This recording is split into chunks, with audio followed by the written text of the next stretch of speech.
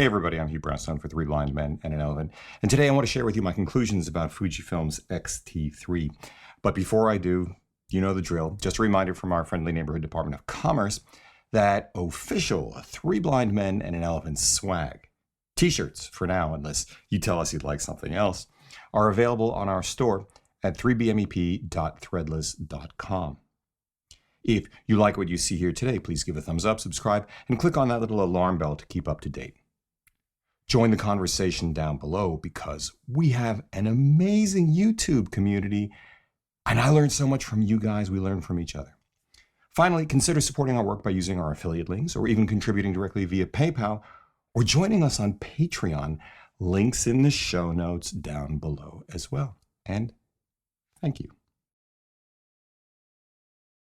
This is going to be relatively short because I'm going to use as a point of departure my experience as a Panasonic and Sony shooter, the two brands that make up our workaday kit here at Three Blind Men and an Elephant, along with the reviews I've already done of the Fujifilm X-T20, X Pro 2, GFX50S, and of course, most especially the X-T2 on which the X-T3 is based, and the XH1, along with my earlier looks at the X-T3 itself. I'll put links to all of those down below in the show notes as well. Though it is worth repeating that I love Fujifilm's ergonomics. I love their glass. I love their film simulations, and I'm impressed by their value. So, 1.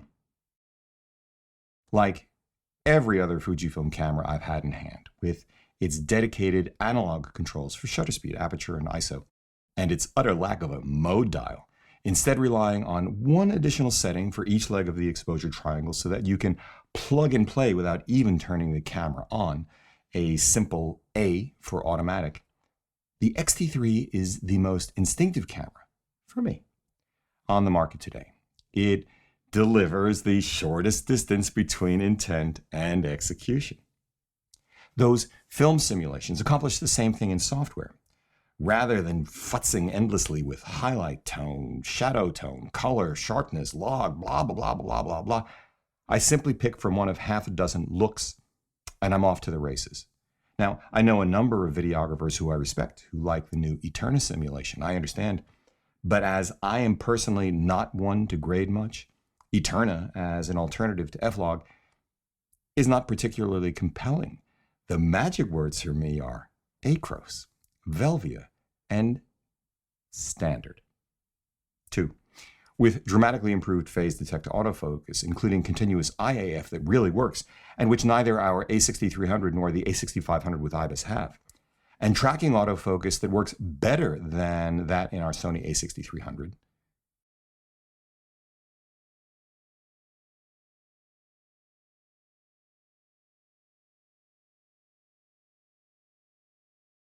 novel enhancements like microprism manual focus assist that I really like, and sports finder mode, the latter a nod, maybe, to street photography and the value of the traditional rangefinder's strength of showing more during the shot than what ends up in the frame, slightly improving the odds of capturing a decisive moment.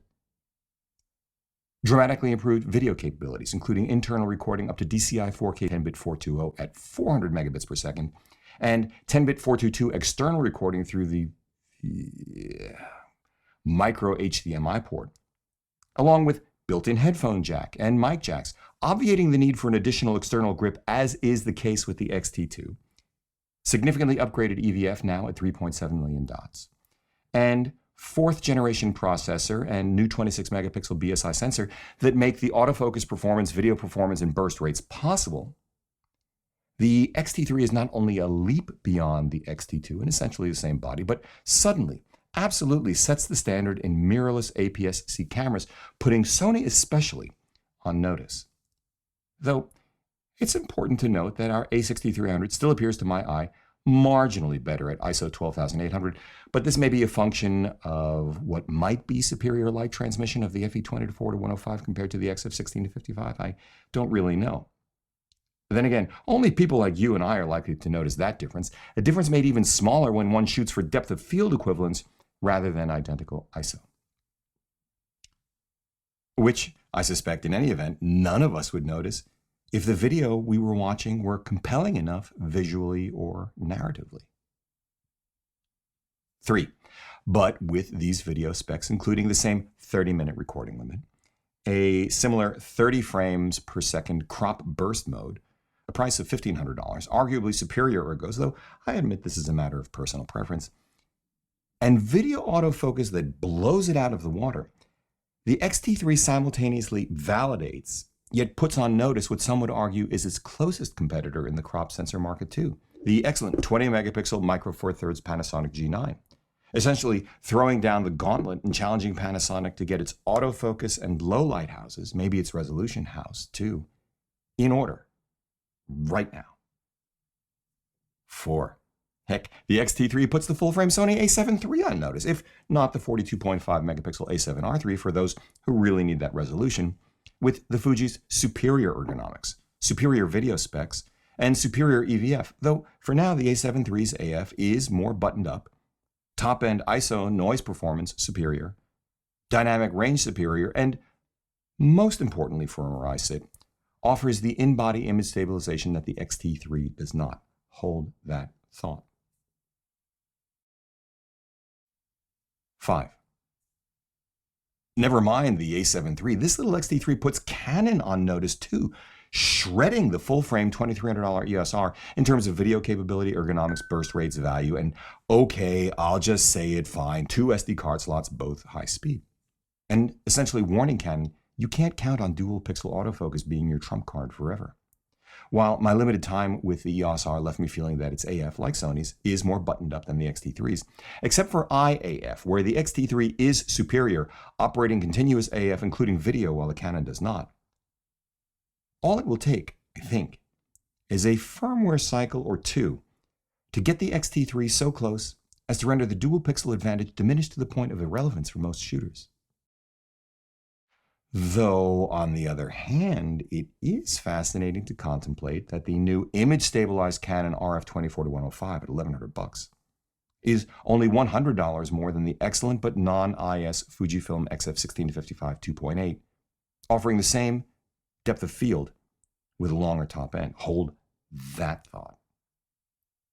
Still, at least with what I'll call Canon's 1.0 full-frame mirrorless body, the little X-T3 gives up neither IBIS, which the EOS-R lacks as well, nor EVF quality, both excellent 3.7 million dot units. Then again, the X-T3 does not have the flippy screen that the EOS-R has, which I absolutely believe is an advantage of the R, and the Panasonic, for that matter. And yeah, okay, probably gives up some high ISO noise performance, maybe dynamic range, I'm not sure, to the R. 6. Yeah, you knew this was coming, right? It puts Nikon's full-frame 24-megapixel Z6 on notice. Once again, if not the 45-megapixel Z7. Now, like the Z7, the Z6 has the in-body image stabilization that the EOS-R and X-T3 do not. It has better ergonomics, actually, than the EOS-R in my book. Actually, looking to me like a cross between the Panasonic G9 and Fuji's own XH1. But I still prefer the ergos of the X-T3. The X-T3 is weather-sealed too. And as is the case when comparing the X-T3 to the EOS-R, Nikon only has 3 native mount lenses at launch. No matter what anyone says, I continue to believe that even when the adapter is made by the manufacturer, only native mount glass allows maximum autofocus performance. Though I also have to admit, in my short, informal time with EOS-R and a couple of EF lenses, I didn't notice a difference. I guess I need to hold that thought and spend more time with the R, which is in process, so stay tuned. The point is, the native mount lens system for the X-T3 is here, now, fleshed out with excellent glass from their high-performance Trinity zooms and the new 200mm f2 to extraordinary compact primes like the 16mm f1.4 and 56mm f1.2. It is one reason why Sony's APS-C offerings actually pale in comparison now. Sony just hasn't devoted the resources to creating the same broad high-performance line for their crop sensor cameras. Okay. Which leaves us where, precisely?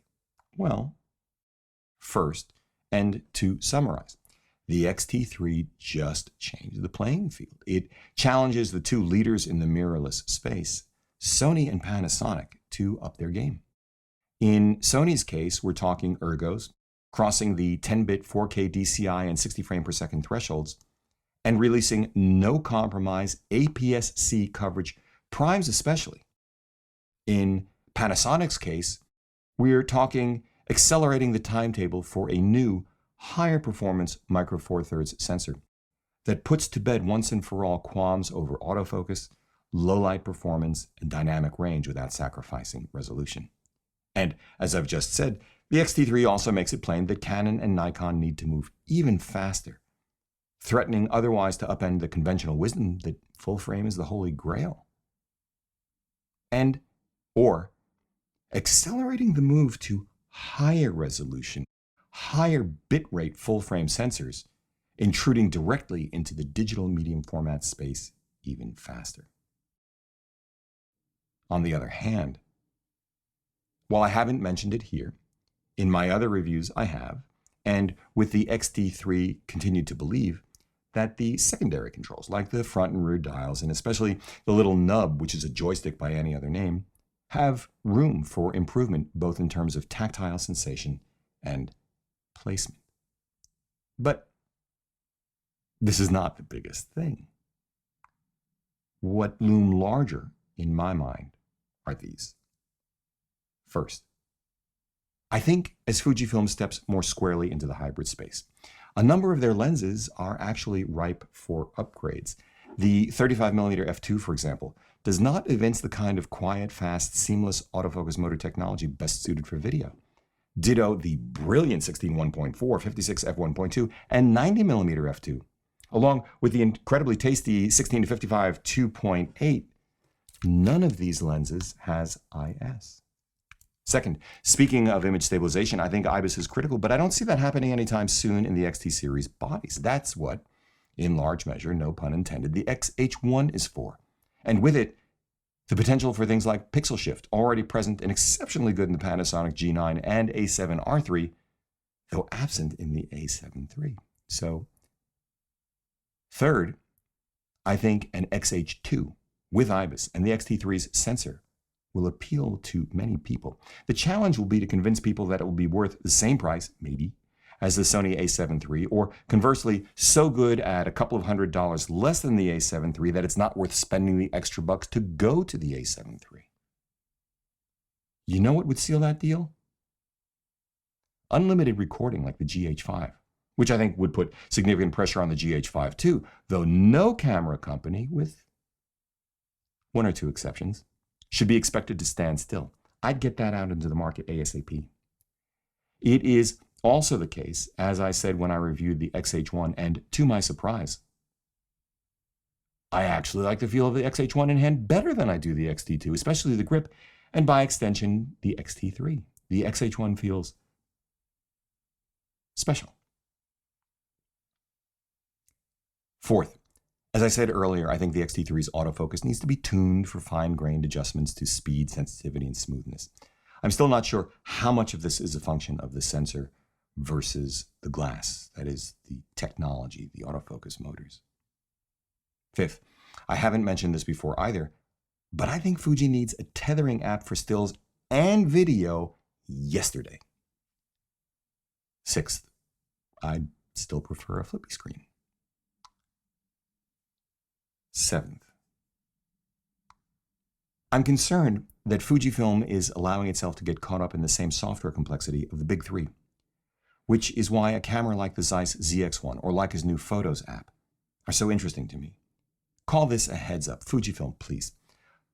Apply the same common sense, practitioner-centric mindset to software interface and social media that you do to hardware design. Okay.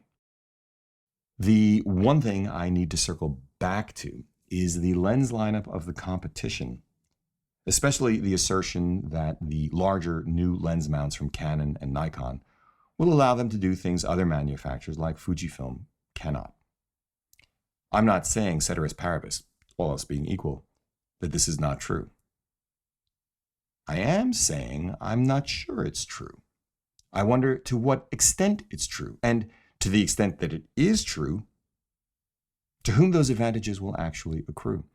On the one hand, I accept the notion that a wider throat and a shorter flange distance give lens designers the opportunity to make lenses simultaneously simpler, and therefore smaller, lighter, and better corrected. But a smaller image circle like the kind used for crop sensor cameras helps too. I've seen both of these things that work already on everything from the full-frame Leica M manual focus lenses with their already short flange distances to the micro 4/3 mount of Panasonic and Olympus, which have been dealing with short flange distances for a decade. And the APS-C Fujis. So it's far from clear to me that the RF and S lens systems, once they're fleshed out over the next few years, will offer compelling advantages over dedicated crop sensor lens systems, or the lenses that exist today, except where they need to be updated for smooth and silent video autofocus. Perspective distortion differences? Sure. Ultimate shallow depth of field, especially for autofocus lenses? Yes. For now, though Fujifilm is talking about a 33mm f1.0 in 2020. And there are workarounds for perspective distortion too, beginning with backing up a few feet and using longer lenses. On the other hand, simpler, smaller, and lighter should be less expensive, but I really wonder how much smaller and lighter RF and SL full-frame lenses can be compared to crop sensor lenses, and if resultant cost savings will be passed on to consumers. I expect not, if for no other reason than with continuing declines in unit volumes, the absolutely clear and necessary strategy of all camera companies must be to increase margins on the units they do sell, which I do not begrudge them. Though I'm less sanguine about all the promises and, hey, this is new revolutionary the big boys are making, all of which in the end is a long way of saying, if you're thinking of moving more heavily into the hybrid space from a photography-only background, or moving into the hybrid space from a video-only background, I think the X-T3 should be at or near the top of your short list, crop sensor or not. I mean, what is Super 35 anyway? It's that good, and Fujifilm has a track record for making their initial offerings even better through firmware. In fact, from where I sit, unless Sony and Panasonic respond forcefully, and if Fujifilm releases soon enough an XH2 like the one I've imagined with you in this video, we at Three Blind Men and an Elephant soon may become a 3-brand shop or a reconfigured 2-brand shop. Maybe, just maybe, one.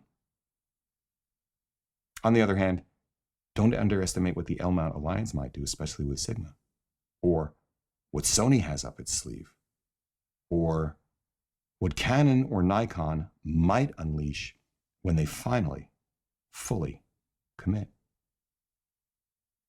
On the other hand, let's not overestimate the importance of gear either, as I am constantly reminded every time I make another boneheaded mistake. But man, is it fun. If you like what you've seen here today, please give a thumbs up, subscribe, join the conversation below. You guys continue to be just incredible, knowledgeable, inspiring, funny. I mean, you're a joy, truly. Follow us on Instagram and Twitter. Grab one or both of our new Hold That Thought t-shirts you wanted us to put up at our new 3BMEPthreadless.com store. Support our work by using our affiliate links down below in the show notes, dropping us coffee money via our PayPal link down below in the show notes, or even better than that, we invite you to become a patron of our work over at Patreon. Link down below. We've created our Patreon page because we are stoked to bring you not only gear reviews, but with our What Were You Thinking and Good World Gone Bad series, historical, educational, artistic morsels, and longer form conversations, not interviews, with world-class photographers, curators, gallery owners, keepers of the legacy, folks like Elliot Irwitt, Anya Sear, Mark Lubell, Ethylene Staley, and friends like Brian Smith, Paul Giroux, Nino Rakicevic, and more. We'd really like you to join us to deliver this kind of content regularly. Your support on Patreon will really help us ramp it up. In which case, as always, we thank you for it. That's it. For Three Blind Men and an Elephant, I'm Hugh Brownstone. See you next time.